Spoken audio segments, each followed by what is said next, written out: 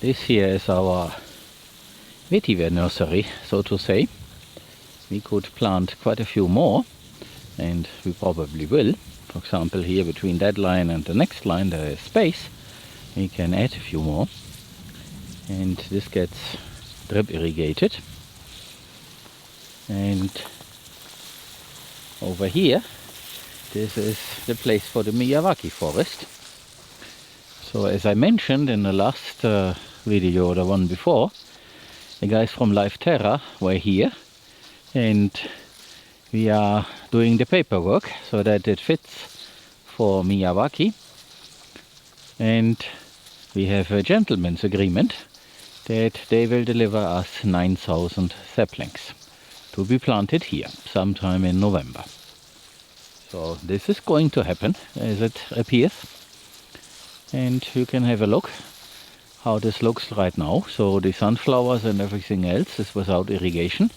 They finished their cycle, and now happens what happens in nature, and that's okay.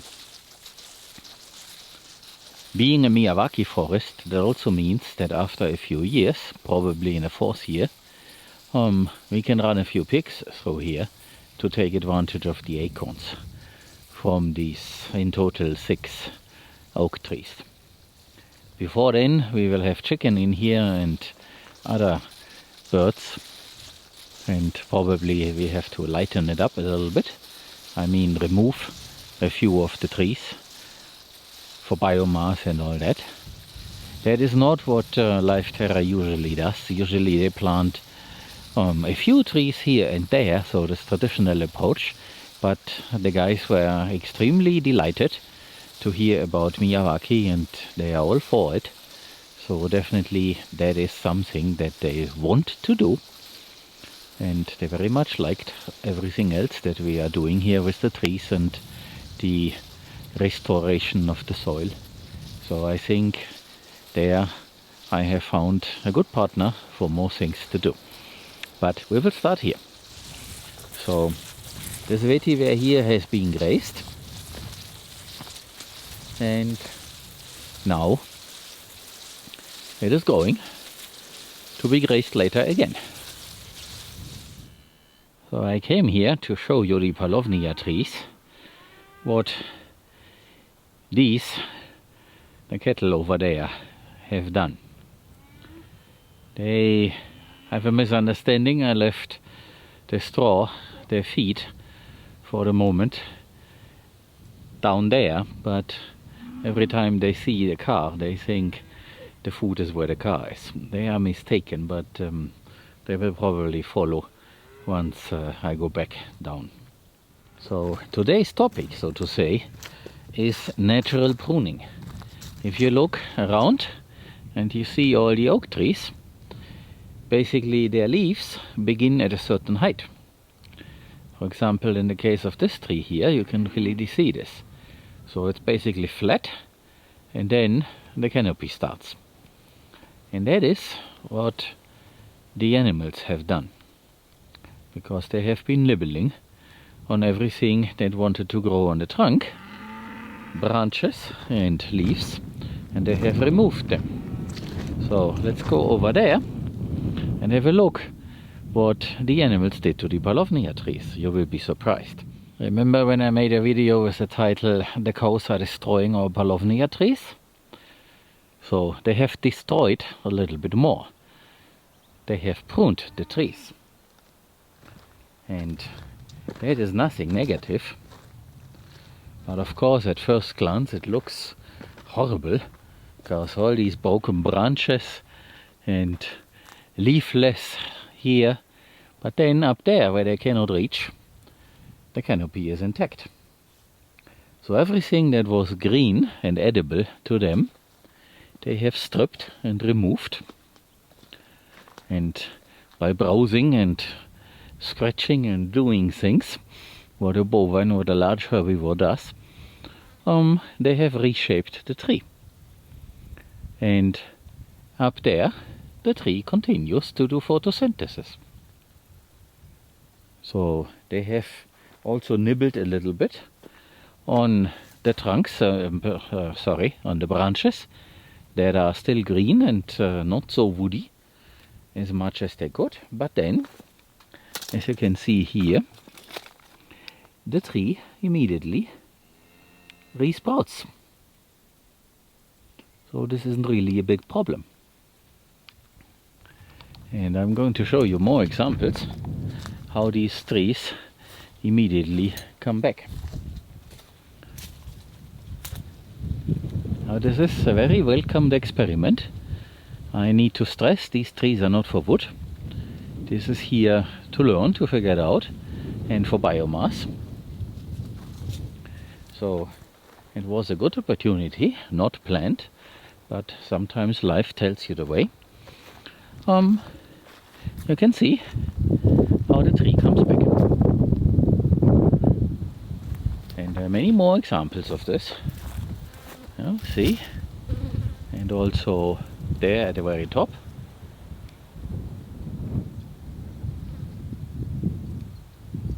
Hope the camera picks this up.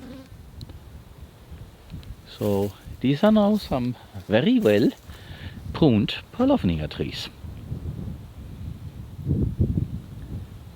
And they all will come back. And where the tree was high enough, the crown is not affected. But of course everything else has been stripped. Just the same way as happens with the oak trees.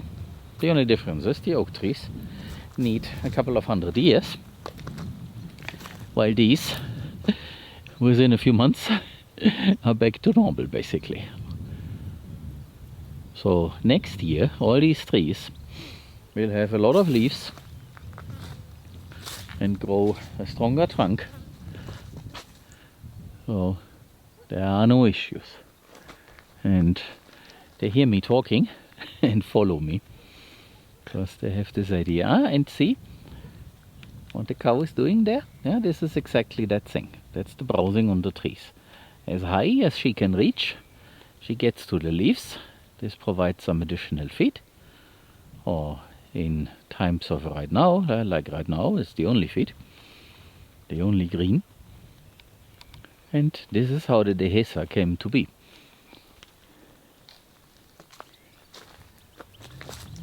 And the big one here also shows the very same thing. And this is the biggest one of all. When the guys from Life Terra were here, they also found this very impressive, including how quickly those trees come back. Of course now we have to let it be and let happen whatever wants to happen. We have to wait these 21 days that I mentioned from the day of the last vaccination against the blue tongue, as it's called here locally.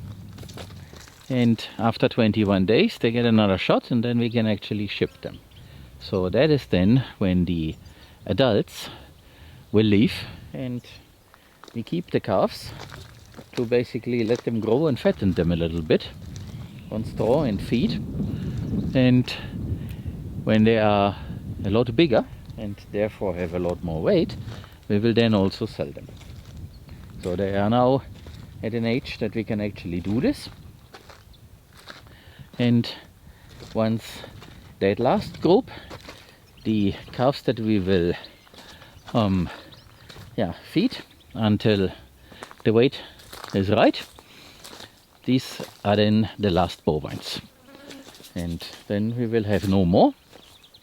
We will do other things, and new animals start definitely with chicken and geese, animals like that. So this tree is one that they basically destroyed all the way, but I know this tree has been like this before. It will come back. So don't you worry, this is not a problem.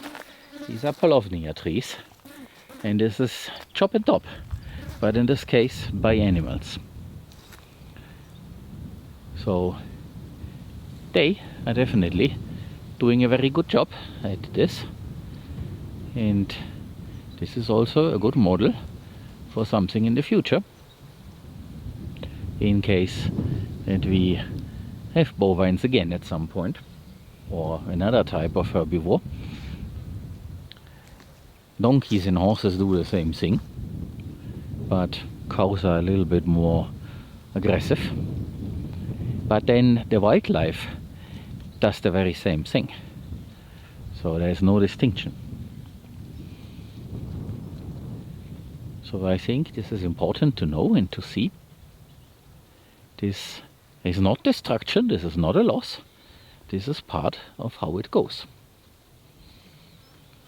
And of course we will not do anything here because it's out of scope.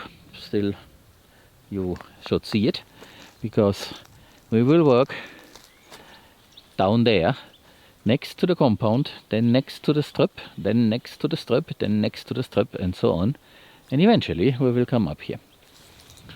But when we come up here, all this down there will have been converted into a planted forest.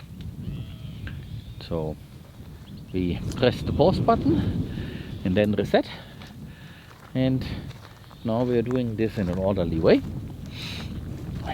because each completed strip, so to say, is helpful for the next one, because there's basically an area of fertility and moisture and also some sort of a protection, and then we create the next strip adjacent to it, and they both help each other a little bit. So maybe the strips further down are now off irrigation, and the strips further out, they require irrigation, but there certainly will be an exchange. So this is important. So this is basically now left to its own devices, and I expect this to be lovely and green once more next year.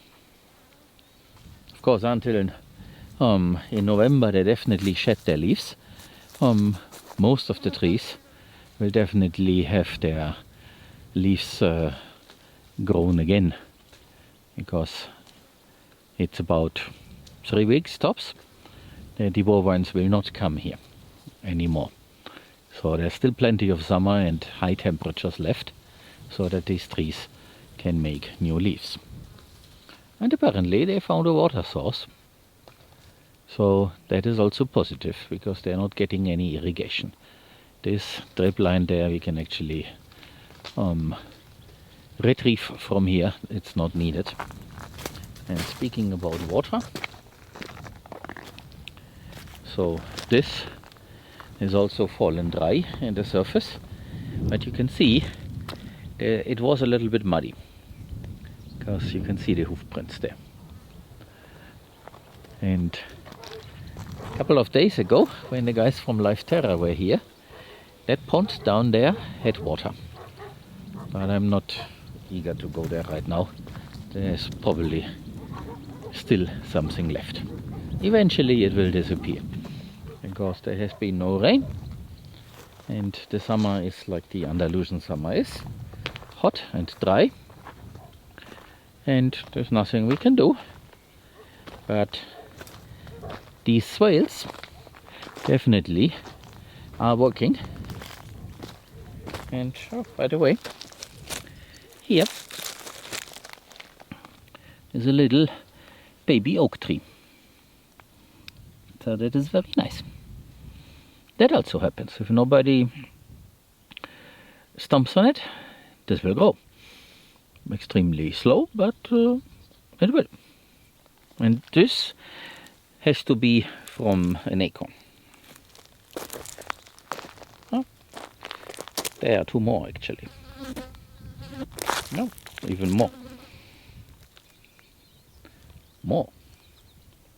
So there are several. There's another one. Oh, I have to be careful where I step, so that I don't destroy the new oak trees. Oh, there is another one. That's very positive.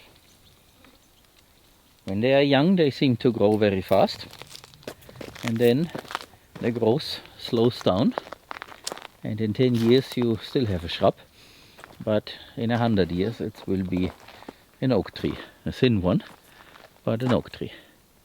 You see here, this is the big one. Yeah, it is. You can see how this looks like down there. And of course this is browsing by animals.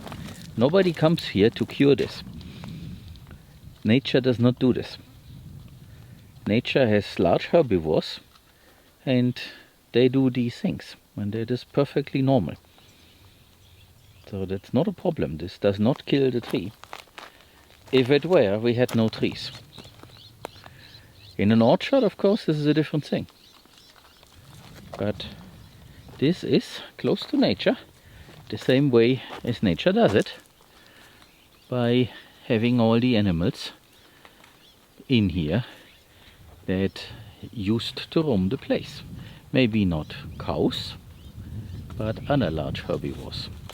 So for example, in North America there's the bison, and there is a European bison, has a slightly different name, it's called Wiesent, at least in German. It's the type of a bison. There is a North American and the European one. And the European one, together with the predecessor of the cows, they roamed the place in the past. Then of course humans did something, and so things changed, and the predecessor of the cows is extinct. But the cows fulfill the function in its place. You just have to let them do. And I give you an example. It does not apply to our arid climate here, but in Germany, where there's ample rainfall, there are many upcoming and more wild pastures, so they call this. So it's basically a huge area, several hectares, 20, 30 or even bigger, and they stock these with large herbivores like water buffalo or cows, and they are there the whole year, so they never get taken out. So it's basically set stocking. But in a cold and humid climate this seems to work, because the animals with their activity help to bring back orchids and a lot of other flowers, and the place definitely comes back to life. You cannot do the very same thing in an arid climate. That would destroy it. But in a humid climate, this seems to be the way to go. I happen to have some conversations with the biologist that is promoting this, and well, he's into the insects, and he looks for the biodiversity and all this, and he shows me and tells me stories. It's very interesting. So there, that works, but it does not apply here, so we cannot do the very same thing, because in our arid climate we would definitely destroy the land by doing the method that in the humid climate of Germany is successful. That is also part of the problem. People in the past have been importing methods from a different climate and then have destroyed things by doing so. They probably did not know. It's not my intention to judge anyone, but that's a problem. So that is why I always say, great that this method, that this idea works over there. I need to do a small experiment and need to see it working here, because what works elsewhere might work elsewhere because of some unknown factor that is not present here, or something known like the climate, and then I would be doing a mistake. That includes, and I'm very sorry to say this, all these very nice and lovely and greatly welcomed suggestions about tree species. So you are certainly right that tree X and Y and C and so on are very good and have certain properties and characteristics, but we are not in a position to introduce now specific species. We can either do this on a massive scale, and we will, or Miyawaki.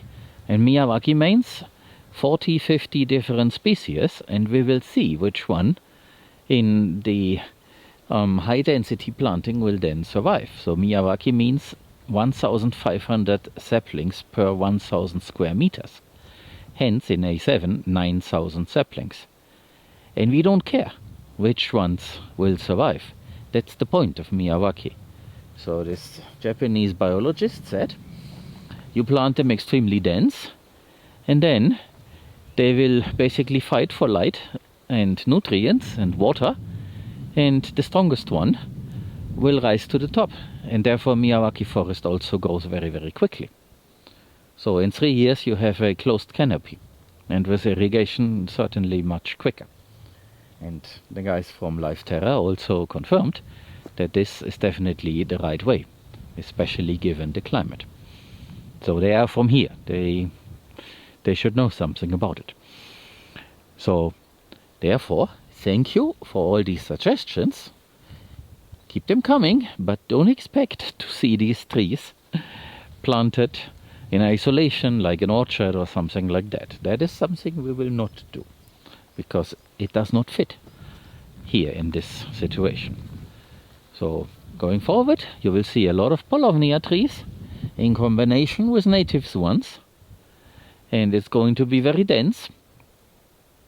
And the native ones are those where we bet on a lot of species and variety. The only selected species are these Paulownias, because we can sell them later for wood, and as you can see here, they are great for drop and chop.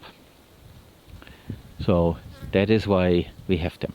Plus they behave like a C4 plant, so extremely good photosynthesis, very efficient, does not require a lot of water, despite the fact what some people believe.